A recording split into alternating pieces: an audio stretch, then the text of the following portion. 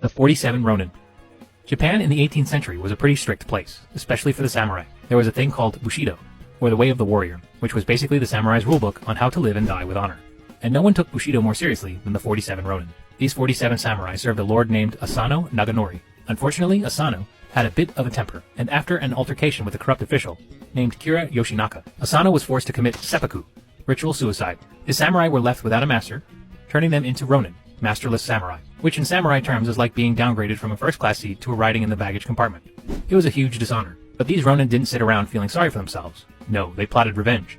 For over a year, they patiently bided their time, pretending to live normal lives. But in reality, they were planning the ultimate payback. Finally, in 1703, they stormed Kira's mansion, killed him, and took his head as an offering at their lord's grave. Mission accomplished. But here's the kicker. Even though their actions were seen as heroic, they still had to pay for breaking the law.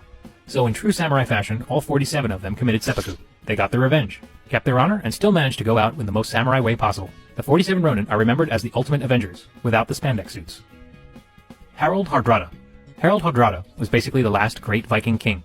His name literally means Harald the Hard Ruler. So you know he wasn't the type of guy who spent his weekends baking cookies. Harald fought in battles all across Europe, accumulating treasure, power, and enemies in equal measure. He even tried to become the King of England, because hey, why not? In 1066, Harald sailed to England with a massive fleet of Viking warriors, hoping to claim the throne. And things started off pretty well. He even won a battle at Stamford Bridge. The problem was that England's new king, Harold Godwinson, wasn't too keen on sharing, so he marched his army to meet Harald in one of the most epic showdowns in Viking history. Harald, being a proper Viking, refused to go down without a fight. Even when the odds were stacked against him, he charged into battle, probably screaming something like, "For Odin!" He was hit in the throat by an arrow and died on the battlefield. But in true Viking fashion, Harald's death was more like the final act of an epic saga than a tragedy. He died as he lived, with an axe in hand, surrounded by chaos and bloodshed. And while he didn't get to rule England, he left a legacy as one of the last great Viking warriors. Pyrrhus of Epirus.